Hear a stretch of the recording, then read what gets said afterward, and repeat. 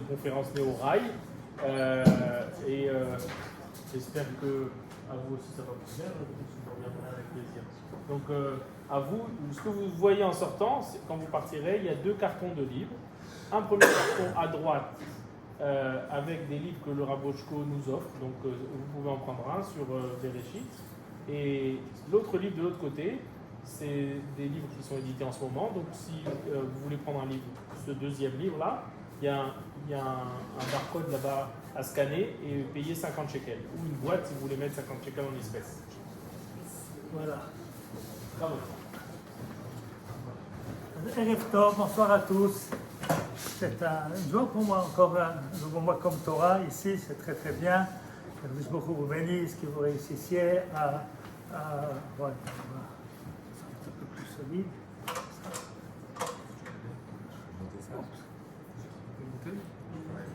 Alors.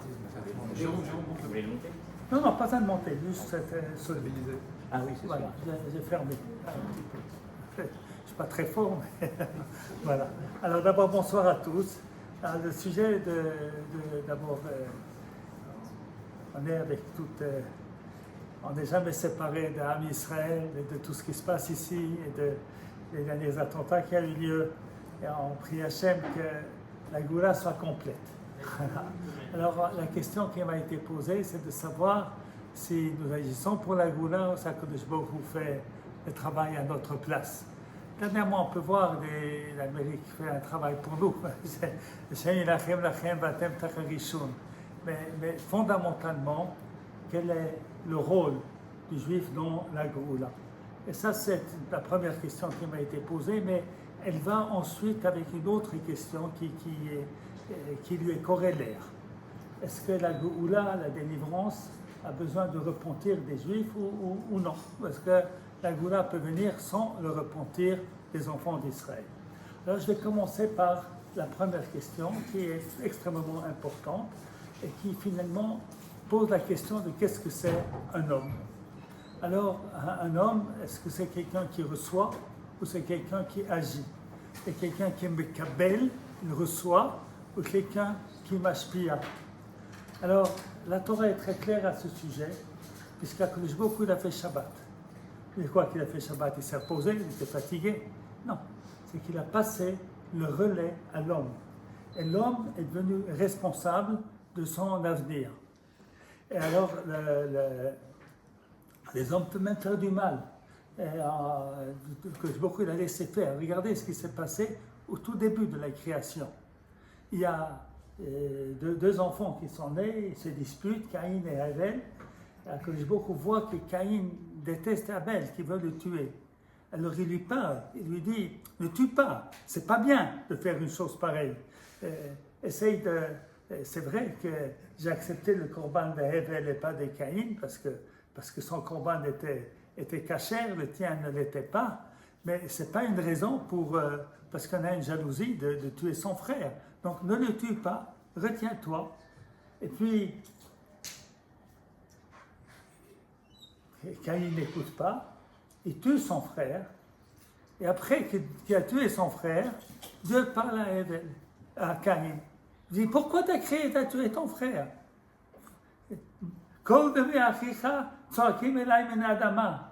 Le sang de ton frère, le sang de toute sa descendance crie vers moi au ciel.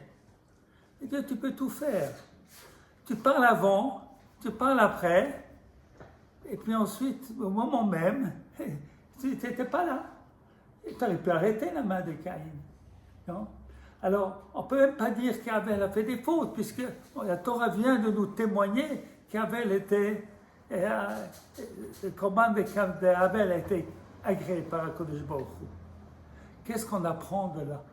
On apprend de là la chose essentielle. Nous sommes là pour agir dans ce monde. Dieu a créé le monde en 6 jours, le 7e jour il s'est reposé, il nous a passé le relais. Alors nous devons agir. Et Akadosh Baruch Hu ne nous empêche pas d'agir à notre guise. Alors ça pose des gros problèmes. Puisque s'il n'empêche pas d'agir à notre guise, alors il y a des tzadikim qui peuvent être frappés par des rechaïm, c'est un très gros problème. Si les hommes sont libres, ben s'ils sont libres, bien, comme ils peuvent faire du bien, peut faire des bêtises, d'accord? Une femme, elle peut boire de l'alcool et fumer pendant qu'elle est enceinte, et puis l'enfant va sortir pas normal. C'est des choses qui peuvent arriver, parce qu'il n'a rien fait, le gosse. Il n'a rien fait, le bébé. Ce n'est pas de sa faute, c'est la faute de sa mère. Mais c'est comme ça dans ce monde. Le monde que nous vivons, c'est un monde où il y a une responsabilité de l'homme pour faire du bien et du mal. Alors, la question se pose, alors, mais enfin, dans un monde comme ça, c'est terrible.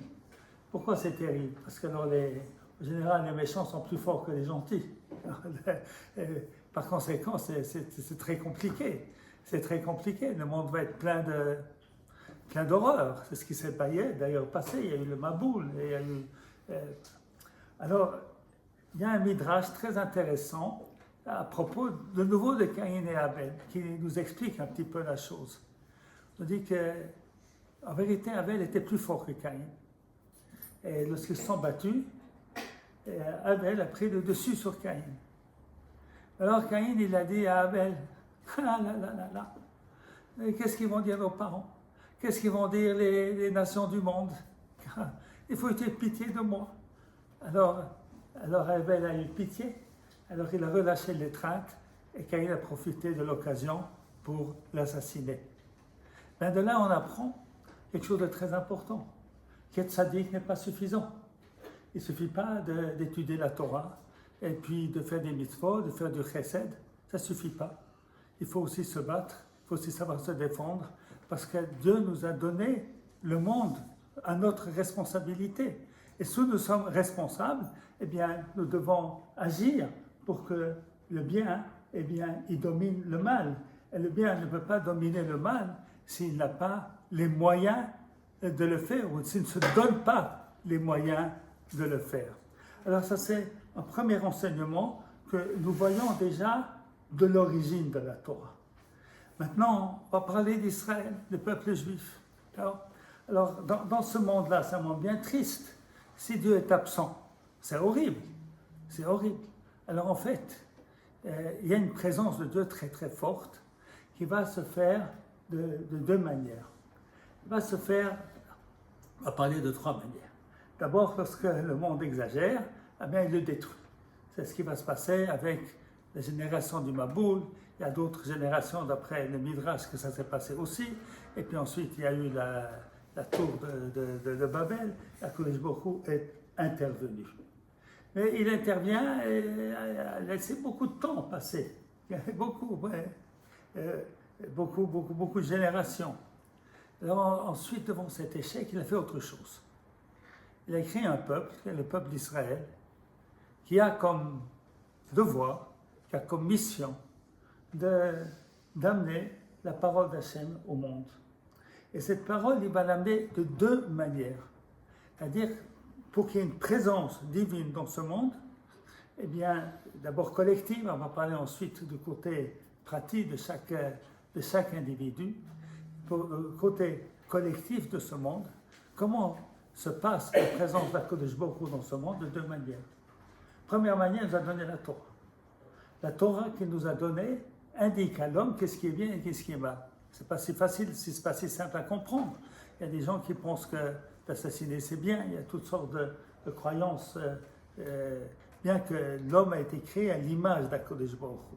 Et on est créé à l'image de l'HaKadosh Baruch Hu, il a une conscience, tous les hommes, les juifs et les non-juifs, il y a une conscience. Voilà. Mais cette conscience, elle peut être annihilée par une mauvaise éducation, par le Yetzer Hara qui domine le Yetzer Tov. Alors Dieu nous a donné la Torah, un mode d'emploi pour vivre dans ce monde comme il se doit.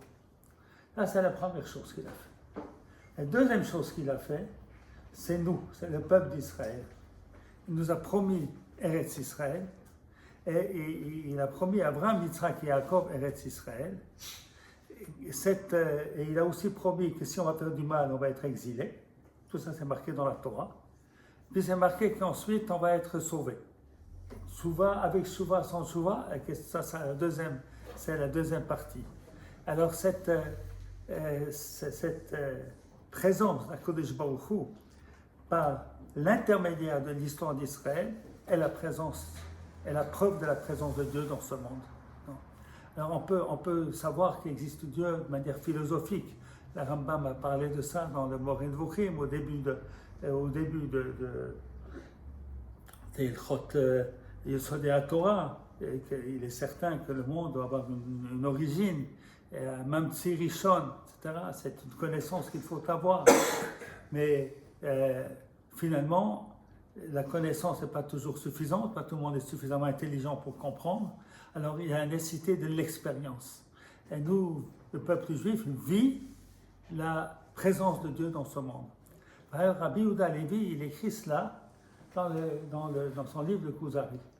Et il y a le Chaver lui dit, le Chaver c'est celui de non-juif qui voulait se convertir, il lui dit, mais enfin, je ne comprends pas, parce que toi tu dis, le peuple juif, il y a le temple, il y a la présence de Dieu, il y a les miracles, il n'y a rien de tout ça. Il n'y a rien de tout ça. C'était 1000 ans après le Khouban, à peu près, Rabbi Yehuda Levi. Rabbi Yehuda Levi lui dit, c'est vrai, tu as raison. Mais on est là quand même, on n'a pas disparu. C'est un miracle extraordinaire.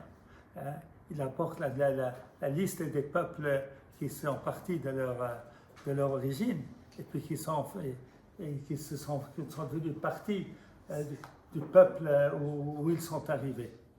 Alors il a Rabbi Yehuda, en plein galout, en plein exil, dur, difficile, poursuivi par les chrétiens, par les musulmans, on va ici, on va là, ouais, c'était vraiment quelque chose de terrible. Eh bien, malgré tout, on est là, subsiste. Il y a tout un coup un bon goy ici, un bon goy là, on est sauvé par-ci, on est sauvé par-là. Extraordinaire, c'est la présence d'Akadosh Baruch Hu. Nous avons, c'est beaucoup plus facile pour notre génération. Il faut être aveugle pour ne pas voir qu'Akadosh Baruch Hu sauve son peuple. Nous sommes là, à Ranana, dans cette belle et nouvelle synagogue à laquelle on souhaite beaucoup d'atzlacha, beaucoup de shalom, beaucoup de bien. Alors, c'est la preuve par cas. Dieu a promis il y a 4000 ans qu'Abraham, Yitzhak et Yaakov, que ses enfants vont arriver en Israël, et ils arrivent en Israël. Alors ça, c'est la preuve absolue de la présence de Dieu. Donc la présence de Dieu dans ce monde, c'est par la Torah et par l'histoire du peuple juif. Maintenant, on n'a encore pas touché la question, notre Goula, comment ça va venir. Et déjà, si Dieu a promis, c'est quelque chose qui doit se faire, qui ne peut pas ne pas se faire, parce que ça serait le plus grand Chilul Hashem, ainsi que le prophète Ézéchiel dit. Lorsque vous êtes sortis en galoute, bien vous avez profané le nom d'Hachem, parce que le galoute lui-même, les peuples disent, ça c'est le peuple de Dieu, et de son pays il est sorti, c'est pas possible. Donc c'est qu'il n'y a pas de Dieu. D'ailleurs les chrétiens pendant 2000 ans, ils ont dit que c'est une punition parce qu'on n'a pas reconnu Jésus et qu'on l'a crucifié. Et c'est à cause de ça que le peuple juif est maudit et qu'eux sont le nouveau Israël. Non? Une petite anecdote là-dessus que je peux raconter de mon père, Zecher Tzadik Livracha. Il avait une rencontre avec les chrétiens tous les 15 jours. À Lausanne, il voyait des ecclésiastes, il y avait Barthélemy, il y avait des grosses têtes, et catholiques et protestants. Et puis, voilà, chacun parlait un sujet à l'autre. Après la guerre des 6 jours, il y a eu une réunion. Et puis, mon père leur a dit, c'est Shabbat Nachamu. Alors il leur a dit, voilà, c'est marqué dans Isaïe, Nachamu, Nachamu, Ami. Et ils connaissaient l'hébreu d'ailleurs, ces ecclésiastes. Et consolez mon peuple. Qui c'est mon peuple? A-t-il demandé. Il n'y a pas eu de réponse. Et puis il n'y a plus de réunion. C'est fini. C'était fini. C'était la dernière réunion. Parce que Nachamu, Nachamu, Ami, c'est nous. C'est personne d'autre. Et la preuve que c'est nous, eh bien c'est nous qui sommes ici présents. Maintenant, il y a une très grande difficulté qui va se passer. Dieu a créé le peuple juif pour être l'ambassadeur d'Hachem dans ce monde. Et qu'est-ce qui se passe si on ne veut pas l'être? C'est bien compliqué, non? C'est très compliqué. On ne veut pas être. Alors on va être exilé, c'est ce qui est marqué. Et finalement, Dieu a promis. Donc il faut bien qu'on revienne à un moment ou à un autre. Alors c'est une question très très compliquée. Alors ça va, et c'est pas compliqué, pour Dieu peut nous prendre et nous amène. Mais ça c'est pas, comme on a expliqué, si l'homme n'agit pas, ça n'a pas de sens. C'est comme un pion, c'est comme virtuel. On peut jouer avec un ordinateur. Et tu peux jouer avec un ordinateur si les hommes ne sont pas responsables. Avec un de mes enfants, lorsque, je ne sais pas, il avait 5-6 ans, je ne sais plus quand, il voulait m'aider de quelque chose. C'était à Saint-Maur, il voulait m'aider. Alors, il était trop petit. Alors il m'a dit, mais papa, si je ne peux pas t'aider, pourquoi je vis? Ah, okay.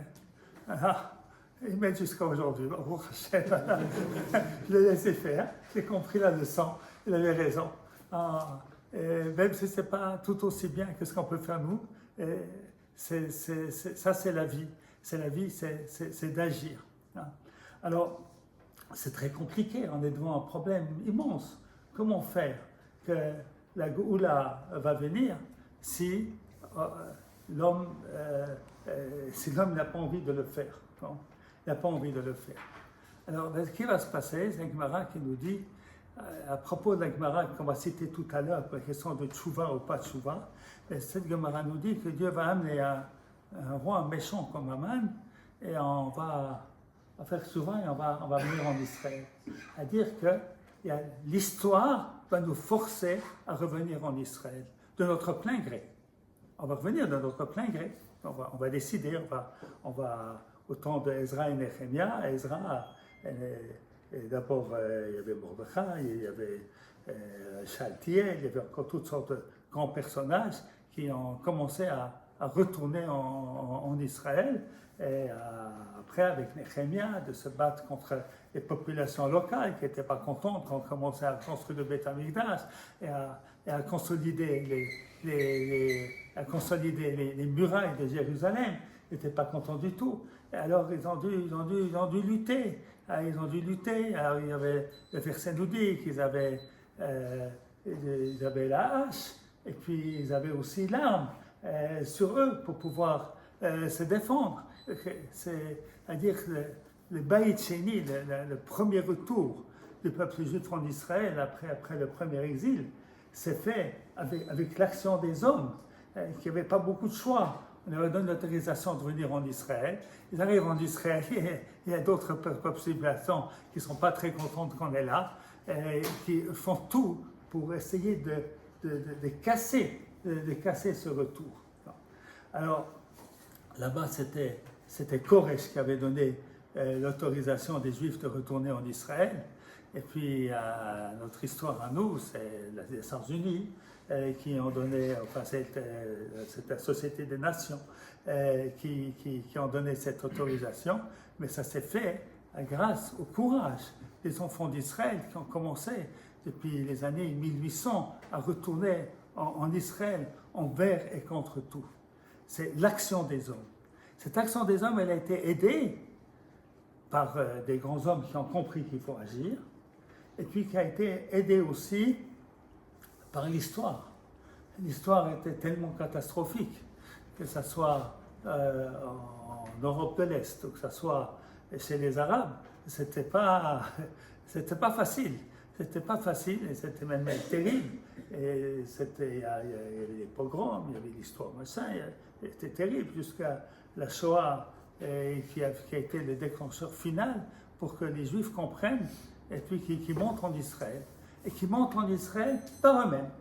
Ils comprennent qu'il faut agir. C'est une grande chouva, cela. C'est de comprendre qu'on doit agir. C'est dans tout.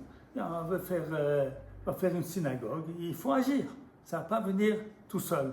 Et il faut prier, il faut demander l'aide d'Hachem, mais il faut agir. Si on n'agit pas et qu'on ne fait que prier, c'est qu'on inverse les rôles. C'est qu'on fait de Dieu notre serviteur. Tout comme je ne demande pas à Kodesh Baruch Hu, femme envie que je sorte les poubelles. Ben, tu ne peux pas le faire pour moi. Peut-être que je vais dire un chapitre de Tehillim, et puis la poubelle va sauter et va sortir dehors. Non, ça ne marche pas comme ça. Ça ne marche pas comme ça. Ce que je peux demander à Hachem, donne-moi la santé. Hein, je vais faire du sport, je vais faire ce qui est nécessaire pour aller chez les médecins si je suis malade, et pour pouvoir guérir. Et puis, et ensuite, qui va sortir les poubelles? C'est moi, et personne d'autre. Parce que le devoir de l'homme, c'est d'agir. Et lorsqu'on pense, on dit, on va dire des Tehillim. Et les Tehillim, c'est grâce à nos Tehillim, à notre étude de la Torah, c'est grâce à ça que comment est-ce qu'on appelle ça, David, Kéla et tout ça, s'ils atteignent leur but, c'est grâce à nous. Moi, j'étudie la Torah, c'est grâce à ça. Mais ce n'est pas vrai du tout. Hein. Peut-être que la Torah va aider que ceux qui font vont pouvoir réussir. Mais enfin, encore, il faut que tu reconnaisses que ceux qui font, ils font. Hein. Et de penser et d'imaginer que ça peut se passer autrement, c'est contraire au fondement du judaïsme. D'ailleurs, on a bien vu dans notre histoire, les Shivot de Pologne et de Lituanie, ils ont étudié beaucoup de Torah. Ça n'a pas du tout empêché d'avoir été massacrés, d'avoir été tous massacrés. Donc c'est un mensonge qu'on nous raconte. Alors pourquoi on étudie la Torah? Je ne dis pas la Torah, c'est pas un médicament, c'est quelque chose pour notre âme, parce que nous avons donné un sens à notre vie. J'étudie la Torah pour donner un sens à notre vie. C'est que la Torah, je ne suis pas contre d'étudier la Torah, moi c'est un petit peu, je n'ai pas eu le mérite comme ces jeunes de servir dans l'armée. Moi je n'ai pas eu ce srout, je n'ai pas eu la possibilité de le faire. Eh bien, c'est pas que je suis contre, mais je pense que l'enseigner la Torah, c'est pour que les gens ils aient Yirat Shamayim, pour qu'ils comprennent ce qu'ils doivent faire dans la vie. On ne doit pas vivre de manière égoïste, mais qu'on doit vivre pour autrui. Ça, c'est l'importance de l'étude de la Torah. On va faire Shabbat, on va faire Kashrut, on va faire Tzedaka. Grâce à l'étude de la Torah, on va être des gens meilleurs. Hein? Et puis, le srout de l'étude de la Torah, si on le fait de manière comme il se doit, c'est récemment possible, comme les srouts de toutes sortes de beaucoup de mérites qui peuvent aider. Vous savez, dans la Gemara de Tanit, il y a une histoire intéressante. On nous parlait de, je ne sais plus si c'était Rabbi Akiva, un autre de nos grands, il n'y avait pas de pluie. Alors ils ont prié, ça n'a pas marché. Hein. Ensuite, il y a un type tout simple qui a prié, puis ça a marché. Et qu'est-ce qu'il y a? Alors il y a deux explications. Une, c'est qu'il donnait de la nourriture aux enfants, aux gens, du yain pour Abdallah, du vin pour Abdallah. L'autre, c'est parce qu'il s'était occupé d'enseigner la Torah à des gens qui ne l'avaient pas, en le faisant de manière intelligente, en leur donnant un petit poisson, comme on le fait aujourd'hui. On vient à un cours et puis il y a un petit, on appelle un petit apéritif. On va donner une glace, on va donner une étoile aux enfants qui viennent.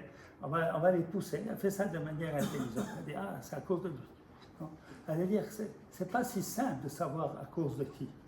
Et je crois que dès le moment où quelqu'un dit c'est à cause de moi, c'est déjà plus à cause de lui. C'est un orgueil immense de dire que c'est à cause de moi. Je ne peux pas dire que c'est à cause de moi. Moi, comment tu sais? Je ne peux pas savoir à cause de qui c'est. Hein? Il y a quelqu'un qui m'a dit ça un jour, m'a dit, je lui ai dit, moi je pense, j'ai une autre idée, moi. Moi j'ai une femme qui est venue me voir pour montrer un tissu pour savoir si elle était Torah ou pas. Puis elle m'a dit, vous savez, mon mari est au Liban, mon fils est à Gaza, et puis mon mari va venir, elle veut savoir c'est Torah. Mais je ne veux pas que vous me fassiez une poula, vous dites la vérité. La vérité. Je dis, ah, peut-être à cause d'elle, de son mari et de son fils, que moi je peux savoir, moi, c'est un grand mérite ça. C'est tzidkout, c'est inimaginable. Où est-ce qu'on va voir cette sainteté-là? Et vous le voyez, c'est pas chez un, ni chez 10, ni chez 100, ni chez 1000, 10 000. Alors c'est qui? Je ne peux pas savoir. Je ne peux pas savoir. Mais donc c'est important de comprendre que la Torah, c'est pour améliorer notre comportement, notre être, notre avodat Hashem, et puis l'économie, l'industrie, l'industrie militaire qui est tellement nécessaire aujourd'hui, et le service militaire, tout ça c'est nécessaire pour qu'on puisse vivre. Puis si on fait les deux, alors c'est très important. Maintenant, ce qui est important de savoir, c'est ne pas dire, ce qui est très important, la parasha de Ekev, on est dans le bon parachute, Al Toma, ne dis pas, B'tzitkati asa Hashem et Achayil Hazeh. À cause de je suis un tzaddik, je suis le meilleur, à cause de ça, en fait.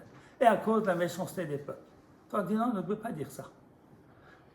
C'est pas à cause de ta gentillesse. D'abord, tu n'es pas tzaddik du tout. Il fait la liste de tous les avérotes qu'on a fait déjà dans le désert. Alors c'est à cause de quoi? La promesse que Dieu a faite au Avot, qui est ce qu'on a expliqué tout à l'heure, la présence de Dieu dans ce monde, et puis parce que les peuples sont méchants, alors on a le droit de les approprier. L'obet sitkatra, c'est pas parce que tu es sadique. Donc le goula est quelque chose qui doit venir, et qui doit venir avec notre action. Comment est-ce qu'il y a notre action? Comme beaucoup de choses dans la vie, parfois on comprend, et si on ne comprend pas, eh bien les événements nous aident à comprendre cela. Maintenant, il y a des textes qui semblent contredire ce que je viens de vous dire. Hein? Et ils semblent contredire. Alors, c'est trois textes essentiels. Okay? Le premier, c'est un midrash qui nous dit que les enfants d'Éphraïm, eh bien, ils ont voulu sortir d'Égypte 30 ans avant terme. Et à cause de ça, ils sont morts. Ils étaient 300 000, c'était énorme. Première Gemara. Deuxième Gemara, c'est un midrash, pas une Gemara. Une deuxième Gemara, une Agada, qui est une machloket Rabbi Yehuda et Rabbi Zera, avec des serments, on nous dit qu'il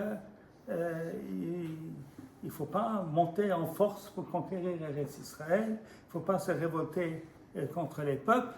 Et vous écoutez des discours de certains rabbanim, ils vont vous rappeler cela. Donc, le fait même d'avoir voulu rentrer en Israël, c'est un péché. La troisième, c'est Yosef Hatzadik. Yosef Hatzadik, eh bien, on nous dit qu'il est resté 2 ans de plus en prison parce qu'il avait demandé l'aide du maître, c'était le maître Échanson. Le maître Échanson, il a dit, interviens auprès de Pharaon pour me faire sortir. Quoi? Tu fais confiance à un homme, hop, encore 2 ans en prison. Comme ça nous dit le Midrash. Alors, face à cela, des textes innombrables qui disent juste le contraire, il faut le savoir. Il faut le savoir d'abord le pshat de la Torah, qu'on a dû faire la guerre pour conquérir Eretz Israël, que Shaoul a fait des guerres, et David a fait des guerres, et Chizkiyahu a fait des guerres, et Menaché a fait des guerres, et tous les rois d'Israël ont fait des guerres, ensuite les Hashmonaïm ont fait des guerres, on a toujours dû faire des guerres pour pouvoir se sauver. Donc ça c'est, premièrement, il y a plein de textes. Il y a une mitzvah d'habiter en Eretz Israël, selon le Rambam, une mitzvah de conquérir Eretz Israël, et selon le Rambam, c'est de défendre Israël contre ceux qui veulent nous faire du mal. Eh bien, dans Ilchot Shabbat, on dit s'il y a des gens qui viennent pour prendre quelque chose, pour nous faire du mal, on a l'obligation de sortir avec des armes et de se défendre. Et c'est comme ça que c'est marqué dans le Shulchan Aruch, explicitement, pas une invention des sionistes, une invention du Shulchan Aruch de cela. Alors, qu'est-ce qu'on voit de tout cela? On voit de tout cela que l'homme doit agir. Et ça ne suffit pas de prier. Il faut agir et savoir que l'aide qu'on va avoir, ça vient d'Akadosh Baruch Hu. C'est ainsi que le verset dans Ekev va nous dire Al Toma Mivavcha, Kochi Votzem Yadi Asali et Achayil Hazeh, que c'est Kochi Votzem Yadi, c'est ma force, c'est mon intelligence qui m'a donné la réussite. Et là, Hashem Elokecha, ou Anoten Lecha Koach Lasot Chayim. C'est Dieu qui te donne la force et la possibilité d'avoir la victoire ou d'avoir de l'abondance. C'est-à-dire, on va toujours avoir cette conscience de la présence de Dieu dans ce que nous faisons, mais nous devons faire. Si nous ne faisons pas, eh bien, on ne peut pas, s'il peut nous sauver comme ça. Je ne dis pas, moi je ne donne pas des ordres à Kadosh Baruch Hu. Mais la règle générale, c'est qu'on doit agir. Il y a une exception avec le roi Hiskiyahu, mais ça a très très mal terminé ensuite avec son fils. C'était une catastrophe. Ce n'est pas le chemin. Le chemin, c'est d'agir. Nous avons le devoir d'agir pour la Géoula. La Géoula doit venir, elle va venir, mais ça ne signifie pas qu'on ne doit pas agir. On doit agir, et puis lorsqu'on agit, eh bien on a l'aide d'Akadosh Baruch Hu pour avoir la réussite. Puis maintenant, j'aimerais quand même dire quelques mots, avant de parler de Géoula et de Teshuvah, sur les drames de tellement de nos enfants qui, certains sont morts, d'autres sont blessés, et d'autres sont atteints psychiquement après cette guerre. Alors c'est très très difficile. Les gens ont fait ce qu'ils doivent faire, et puis finalement, ils n'ont pas été sauvés. Israël a été sauvé. On a eu beaucoup de miracles pour la collectivité d'Israël. Mais pour chaque individu, chez qui ça n'est pas arrivé, et c'est un drame épouvantable, c'est très très très difficile, hein, très difficile à vivre. Alors, il y a une chose très importante qu'il faut comprendre. Alors, l'une, c'est une Gemara dans la fin de Mesechet Rudim. On raconte là-bas d'un type dont le père lui a demandé, monte sur l'échelle là-bas et va prendre un osillon et faire la mitzvah. Alors, il y a 2 mitzvot, c'est marqué que si tu l'accomplis, eh bien, tu vas avoir une longue vie. C'est Kibud Davaen, Maniarich Unyamecha, et envoyer la mère de l'osillon pour prendre les œufs. Alors, il va faire ces 2 mitzvot, et puis il monte l'échelle, il prend, fait la mitzvah, descend, il tombe, et il meurt. Alors c'est terrible. Alors la Gemara dit, c'est qu'il n'y a pas de récompense en France. C'est les mots de la Gemara. Bien que je vais, limiter un petit peu la portée, parce que c'est contraire à beaucoup de psukim de la Torah. C'est-à-dire, la Gemara dit comme ça, Sachar Bahai Alme Leika. Il n'y a pas de récompense dans ce monde-ci. Une Gemara dans Shabbat, Nunhei.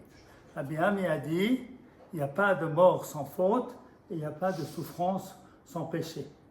Alors, la Gemara pose des questions. J'ai vu des livres de pensée juifs qui rapportent cette Gemara, mais ils ne rapportent pas la fin de la Sugya. La fin de la Sugya, c'est Nunhei Amoud Bet. Vous pouvez vérifier. La fin de la Sugya, elle nous dit Tufta de Ravami Tufta. Les paroles de Ravami ne sont pas vraies. Ne sont pas vraies. Et Rachid dit aussi dans le verset Elemuna ben Avel, Sadik Yashahu. Yesh Avel, Yesh Sadikim, on a lu Yov, c'était Tisha B'Av. Il y a des tzadikim qui souffrent, et il y a des Rechaim qui vivent bien. Alors, première réponse, très importante, Olam Haba. Il y a le monde où la justice va se faire, c'est dans le monde à venir, c'est-à-dire la vie de l'âme après la mort du corps. Maintenant, il y a un autre pérouche sur Olam Haba, très important de le comprendre. Alors, je vais faire une petite parenthèse avec Parshat Vaïtranan. On a lu cette semaine Vaïtranan, et il y a quelque chose d'assez bizarre dans cette paracha. Au début, Moshe Rabbeinu prie. Evrana, je veux passer, je veux voir Eretz Israël. Non? Et Dieu lui dit, Ravlach, ça suffit. Atosef daber elai badabar hazeh. Qu'est-ce que ça veut dire Ravlach? Ravlach, ça veut dire ça suffit, tais-toi. Hein? Mais Rachid nous dit, tu es un grand olam haba. Rav harbe. Harbe, mukhan lecha l'olam haba. Alors, pour comprendre ce qui s'est passé, on faisait une parenthèse, mais c'est pas grave les parenthèses, on a le droit. Alors, pour comprendre ce qui s'est passé, c'est qu'Akadosh Baruch Hu a pensé que c'était très dangereux ce qui se passait là. Très dangereux. Moshe Rabbeinu nous demande de passer en Eretz Israël. Pourquoi c'est dangereux? Parce que Moshe Rabbeinu est l'homme le plus modeste de tout ce qui a pu exister sur la terre. C'est quelque chose, il n'existait pas, le moi n'existait pas. il n'a fait que s'occuper du peuple d'Israël, de la Torah, prier Hachem pour le sauver. Tout d'un coup, il prie pour lui. Parce que comme quelqu'un est tellement désintéressé, on sait que la Torah qu'il nous donne, c'est la Torah vraie. Alors il nous dit, je lui dis, mais tais-toi, tu n'es plus le même Moshe Rabbeinu, tu commences à demander quelque chose pour toi. Bien que vraisemblablement, dans la Kavana de Moshe Rabbeinu, ce n'était pas pour lui, c'était aussi pour Israël qui voulait passer. Mais dans le Pshat, il a marqué, Ebrana, je veux voir, Verre, je veux voir Eretz Israël. Alors je lui dis, non, tais-toi, plus entendre un mot. Arbe Olam Haba, tu as, un grand Olam Haba. Olam Haba, la Nishamot, mais c'est un autre Olam Haba. Olam Haba, c'est le monde qui vient. Ça veut dire, toi, tu as fait les fondements du monde à venir. Et grâce à toi, on va étudier la Torah. Grâce à toi, les gens vont venir en Eretz Israël. Alors, c'est un grand Olam Haba, un immense Olam Haba. Et il ne faut pas le casser avec une pensée qui est pour toi. Alors, on va revenir à ce qu'on disait tout à l'heure sur le Olam Haba, c'est-à-dire les gens, ça ne console pas, je sais bien, mais c'est une petite chose qui est importante de comprendre. Que quelqu'un qui a donné sa santé, a donné sa vie pour le peuple juif, il est Ben Olam Haba. Il est l'homme de l'avenir. Grâce à lui, il y a l'avenir. Grâce à lui, on peut être assis dans cette synagogue et étudier la Torah. C'est quelque chose d'extraordinaire. C'est Ben Olam Haba. Celui qui ne veut pas participer, il est le monde du passé. Il ne construit pas l'avenir, il ne construit pas l'histoire. Et quand l'histoire va se faire sans lui, c'est triste pour lui. C'est triste pour lui. Il ne faut pas se fâcher avec eux. Il ne faut pas se fâcher, il faut aimer tous les juifs. Il ne faut pas être en colère. La colère est normale, elle est humaine. Elle est humaine. Ces gens souffrent tellement et il n'y a pas assez de soldats. Alors c'est difficile, c'est très dur. Mais malgré tout, il faut s'élever, il faut aller au-dessus, Alors ça, c'est les gens de Olam Haba, le monde à venir. Tout celui qui a travaillé depuis 200 ans pour que les Juifs retournent en Eretz Israël, et puis qu'on continue à étudier la Torah et à enseigner la Torah, ce sont les gens de Olam Haba, du monde à venir. Donc, quelqu'un qui a fait du bien dans sa vie, c'est ce qu'on nous dit à propos de Noach. Et Tzadik Tamim Hayab Dorotav, Koldotav, c'est Tzadikim, les enfants des Tzadikim, c'est Masim Tovim. Toutes les actions qu'il a pu faire jusqu'à l'âge de 18 ou 19 ou 20 ans ou 35 ans, et s'il a eu des enfants, Baruch Hashem, qui vont continuer le chemin, eh bien, tout ça, c'est le Olam, ça c'est son Olam Haba. Ça c'est son Olam Haba, c'est son monde à venir. Donc il y a un double Olam Haba pour chaque juif. Il y a le Olam Haba, ce qu'on appelle les volontés d'Hachem. Il y a le Olam Haba, la vie de la Neshama après la mort du corps. Et puis le Olam Haba, qui est que ce qu'on a construit, c'est quelque chose qui va durer. Ouais. Alors on va passer à... Ah, je n'ai pas répondu à toutes les questions. On a posé 3 questions, 3 gemarotes, qui, a priori, contredisent ce que je vous ai dit. En vérité, c'est plutôt des midrashim que de la halakha. Le premier midrash, c'est celui des enfants d'Ephraïm qui sont partis avant le temps. Là, il y a un très très beau midrash, mais on n'a pas le temps de l'expliquer en longueur et en largeur. On nous dit qu'Akadosh Baruch Hu a fait un détour. C'est-à-dire, c'est pour pas que les Juifs voient les enfants d'Ephraïm, ils disent, ouais, qu'est-ce qui leur est arrivé? Et puis ensuite, alors les enfants d'Ephraïm sont comparés dans le Midrash à la première femme. Et les enfants d'Israël maintenant à la deuxième femme. Tu vois, si quelqu'un a enterré sa femme et ensuite s'est remarié, il ne va pas passer à côté du cimetière de la première femme. C'est pas bien. Alors qu'est-ce qu'on voit d'ici? On voit que les enfants d'Ephraïm sont considérés comme la première femme d'Hachem. Ce n'était pas le temps encore. Mais c'est grâce à eux que 30 ans plus tard, tout le monde a pu sortir. Parce que la suite du Midrash nous dit que Dieu trempe ses vêtements dans le sang des enfants d'Ephraïm et il a dit, je vais venger leur sang. Ça veut dire que ce qu'ils ont fait, même si ça n'a pas réussi, on fait beaucoup de choses, on fait des fois des choses qui ne réussissent pas, des choses bien, mais qui ne réussissent pas.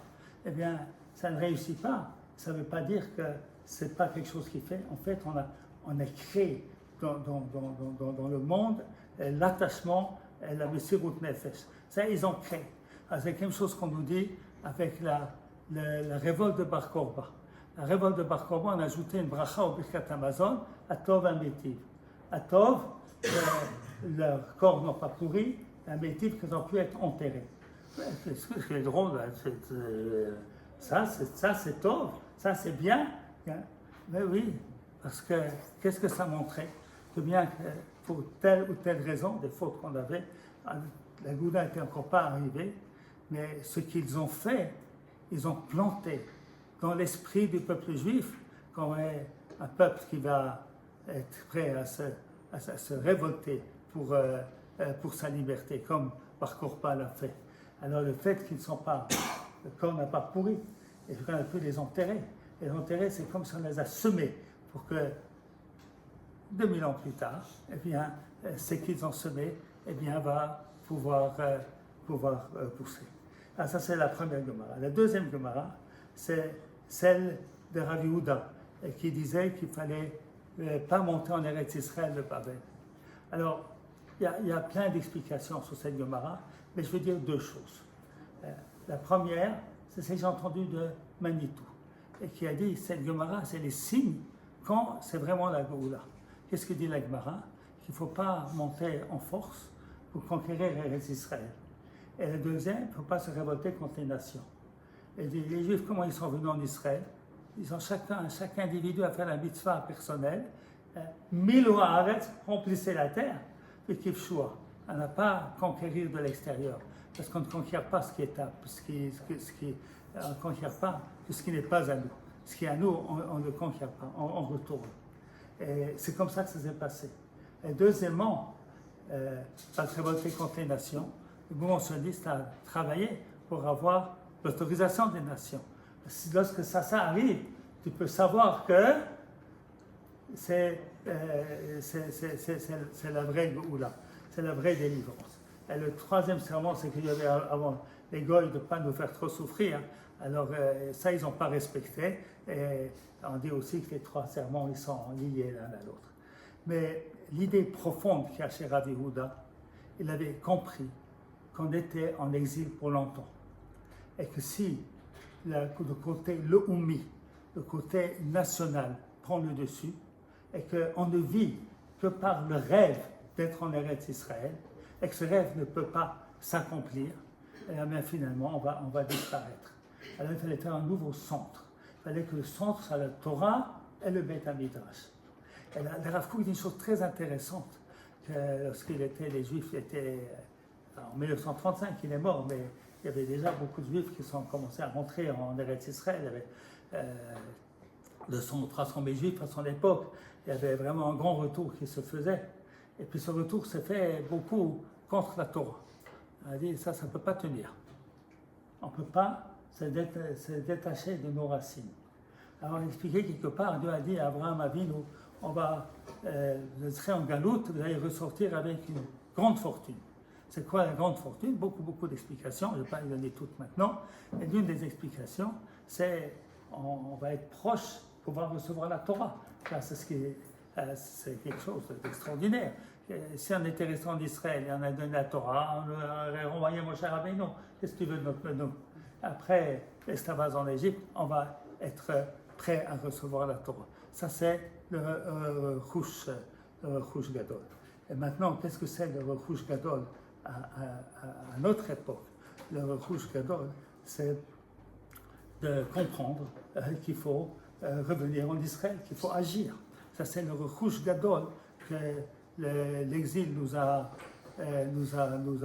apporté. Alors, ça c'est le Gemara. Maintenant, Rav Yehuda, il a compris, on va revenir à Rav Yehuda, il a compris qu'on était en exil pour beaucoup de temps. Donc il faut mettre en centre Beit HaKnesset et Beit HaMidrash. Et ça doit rester, ce centre qu'il a fait. Ça doit rester jusqu'à aujourd'hui. Dans une synagogue, on étudie la Torah, il ne faut pas oublier ça. Cette force du Beit HaMidrash, il s'est créé en Galoute, s'est créé d'abord en Babylonie, avec les Shivot de Babylonie, qui était beaucoup plus forte que ce qu'on peut voir dans les livres des juges, le livre de Samuel, le livre des rois. On voit Chizkiyahu qui avait institué qu'il fallait que tous les enfants étudient la Torah. Il fait ça un petit peu violemment. Il mettait une police à l'entrée du Beth Midrash pour que les gens ne puissent pas sortir. Alors ça a mal tourné, parce qu'à la génération d'après, et tout le monde a tout abandonné. Ça ne marche pas de cette manière-là. Mais ensuite, les Chachamim, ils vont faire quelque chose d'autre. Ils vont mettre la place de l'étude de la Torah au centre de la vie du juif. Et ça, c'est un rechush gadol qu'on a reçu en Chutz La'aretz. Alors ce rechush gadol, il faut l'amener avec nous en Eretz Israël. Il ne faut pas oublier ce rechush gadol, cette centralité de la Torah. Alors ça, c'est pour expliquer cette Gemara de Ktuvot. C'était à son époque, il faut comprendre l'époque dans laquelle on vit. Et lorsque le moment de retourner vient, eh bien, il faut continuer, il faut garder ce rechush gadol, mais il faut y ajouter de ce qui est la mitzvah essentielle du peuple juif, ce que Dieu a dit à Abraham. Il faut regarder dans toute la Torah. Qu'est-ce que Dieu parle à Abraham? Qu'il va avoir des enfants, et puis qu'ils vont lui donner Eretz Israël. Il ne parle pas de la Torah, il ne parle pas de Shabbat, il ne parle pas de Kashrut. Il parle qu'on va avoir Eretz Israël. Alors, pour avoir Eretz Israël, il faut la Torah, c'est sûr. On ne peut pas être sans Torah. Mais c'est notre identité de peuple. Et si on n'est pas la Torah, il n'y a pas de différence entre nous, les Français et Mahmoud. On est tous les mêmes. C'est la Torah qui fait qu'on est ce que nous sommes. Donc il ne faut jamais abandonner la Torah. Mais c'est ça qu'a compris Rabbi Yehuda, et c'est ça le rechush gadol qui doit venir avec nous et qu'il ne faut pas abandonner lorsqu'on retourne en Eretz Israël. Donc au début on a abandonné, et petit à petit ça revient. Et maintenant, on va quand même parler du deuxième volet. C'est déjà tard, il y aura des questions. Alors le deuxième volet, c'est celui de la tchouva. Alors c'est sûr que pshat de la Torah, il faut faire tchouva pour venir en Eretz Israël. Comme ça on nous dit dans la fin de Kitavot, à la fin de Bechukotai, Parashat Natzirim V'Yaelech, V'Shevot Elevavecha, V'Yishiv Hashem, va venir ton cœur. Alors, c'est sûr que si on fait tchouva, c'est beaucoup plus facile. Maintenant, dans Parashat Ha'azinu, Anu Goyim Amo, dit le Ramban, il y a dans ces versets-là aucune condition de tchouva. Parce que la Goula est une nécessité, on l'a expliqué avant. C'est la preuve que Dieu existe. Donc la Goula doit arriver. Tout comme on a vu dans la Parashat de Eikel, que ce n'est pas à cause de nos mérites, parce qu'en fait, c'est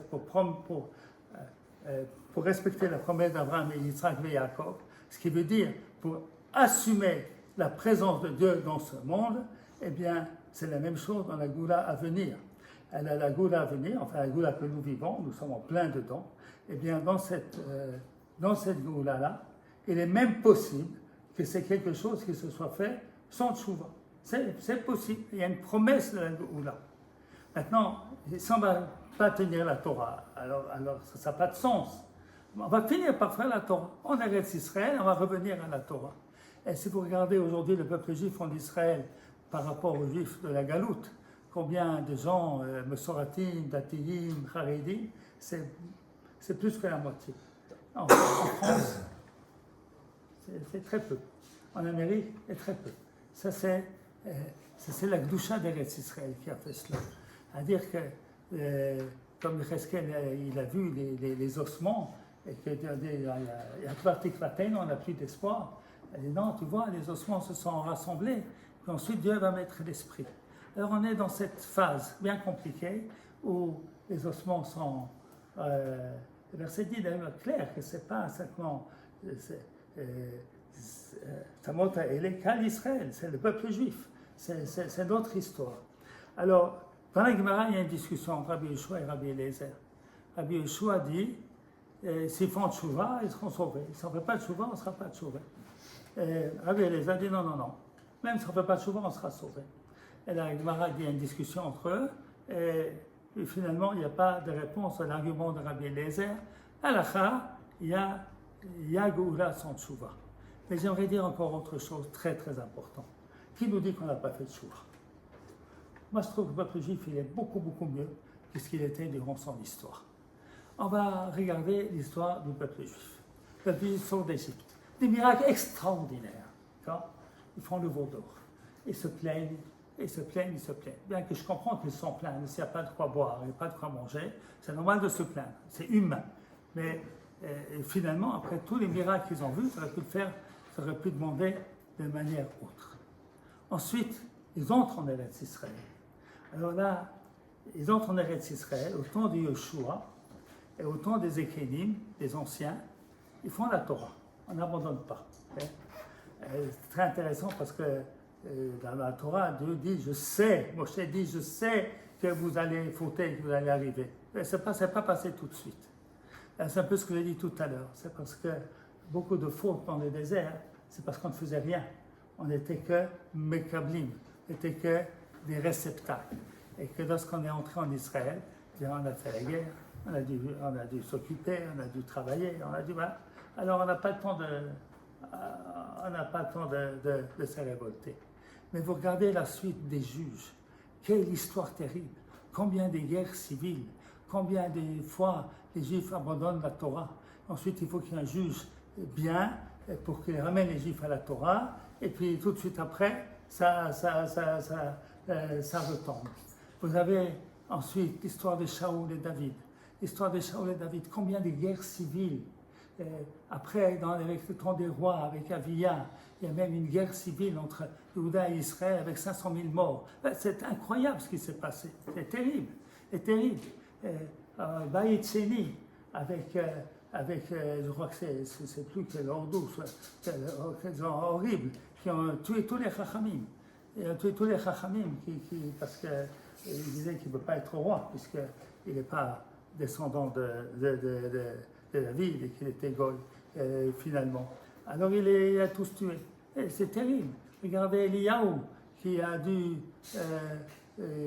en cachette, sauver 140 gens qui étudiaient la Torah dans des cavernes pour les sauver d'Achav. On est tellement loin de tout ça aujourd'hui. On est un peuple extraordinaire. On ne fait pas de guerre civile. On se tape un peu dessus, on se crie un petit peu dessus, voilà, mais ça ne va pas plus loin. On continue de s'aimer. Ceux qui vont à l'armée, il dit qu'ils vont à l'armée pour sauver tous les Juifs. Ceux qui pensent comme lui, pas comme lui. Et ceux qui disent la Torah, il dit qu'on est la Torah pour tout le monde. Alors, tout le monde dit qu'on fait pour tout le monde. C'est très bien, c'est quelque chose d'extraordinaire, quelque chose de fantastique. Donc c'est pas du tout sûr qu'on n'a pas fait la tchouva. Et puis il faut surtout savoir que si on regarde les prophètes, Shayahu, Yirmiyahu, Yecheskel, Triassa, eh bien ils insistent surtout sur deux fautes d'Israël. L'idolâtrie, qui n'existe plus, et puis l'immoralité. L'immoralité dans le sens de l'injustice, qu'on n'aide pas la veuve, qu'on n'aide pas l'orphelin, qu'on essaye de... on peut dire tout ce qu'on veut, le peuple juif aujourd'hui n'est pas là. On n'est pas là. On a un victoire Loumi, fantastique, des organisations extraordinaires pour aider, pour soutenir. Avec un pays qui a dû se développer en 70 ans, en 80 ans, de rien du tout. Et on a un meilleur système de santé qu'en Amérique pour tout le monde, sans parler de nos pays voisins. C'est absolument rien à voir. Il y a beaucoup de tzedaka. Tzion de Mishpot Tzedakah. Tzion, comment c'est marqué? Mishpat. Tzion b'mishpat, tipadeh, Shabbat b'tzedaka. Ça, c'est quelque chose d'extraordinaire, ça y est. Alors, il ne faut pas dire qu'on est mauvais. On n'est pas mauvais, on est extraordinaire. Moi, je vois la jeunesse, parce que j'ai le privilège d'enseigner des jeunes, mais c'est une jeunesse magnifique. C'est extraordinaire. À la fois, ils étudient la Torah, et à la fois, ils vont faire leur armée, et à la fois, ce sont des gens avec un idéal extraordinaire. Ce n'est pas de la tchouva, ça. Ce n'est pas un peuple extraordinaire. Moi, je trouve qu'on est un peuple extraordinaire. Je pense que notre peuple juif, c'est fantastique. Et il a fait tchouva, il fait tchouva, il va continuer de faire tchouva. Et la Goula va pouvoir prendre tout son sens. Parce qu'effectivement, si on vit comme les goyim, alors on ne sait pas très bien à quoi ça sert. Les goyim nous aident à ce qu'on ne se leurre pas.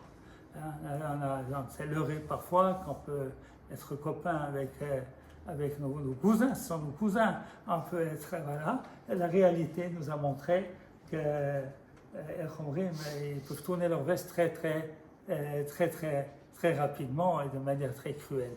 Alors, ce sont des leçons que l'histoire nous apprend et qui nous aident à aller dans le droit chemin. Et finalement, dans le droit chemin avec notre propre volonté.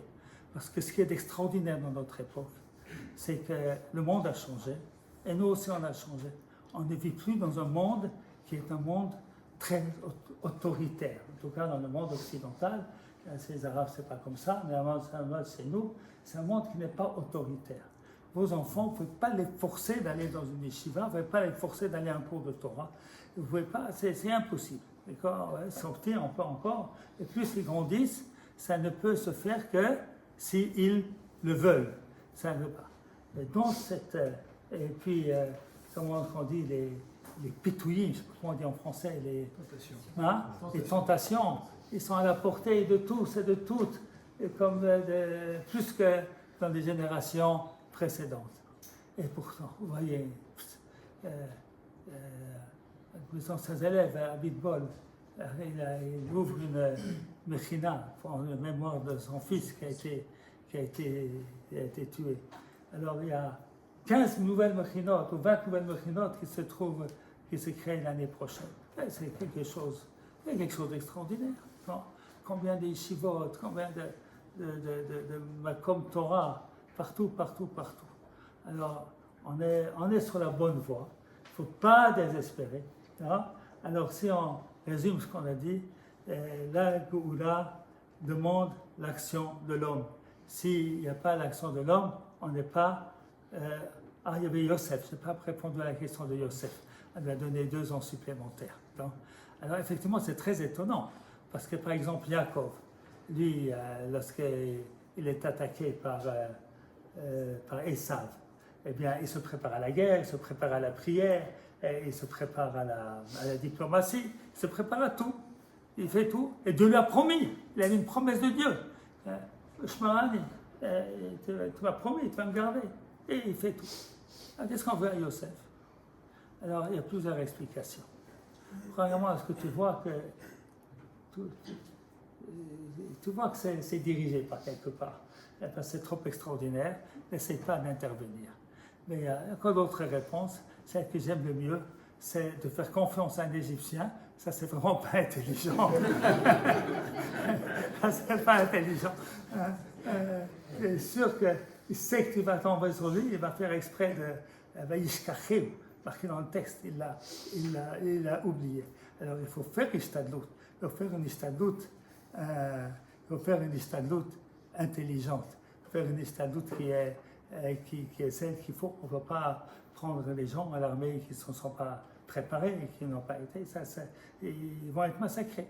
Il faut se préparer de manière intelligente. Il faut faire une istadlout intelligente. Alors pour terminer, on va dire que la Géoula a besoin de l'action des hommes, mais elle se fait conjoint avec le fait que c'est une donnée historique nécessaire que la Géoula va se faire. C'est l'action de l'homme et l'action de Dieu conjointe. Et puis la deuxième question qui était de savoir s'il faut faire tchouva. Alors la Géoula peut venir même sans tchouva. Mais finalement la tchouva va arriver. Et puis la question qu'on dit, notre génération n'a pas fait tchouva. Moi je pense qu'on a fait tchouva. Je pense qu'on est vraiment un peu fantastique. Alors, Baruch Hashem. Voilà, s'il y a des questions, avec plaisir. Voilà. Je vous écoute.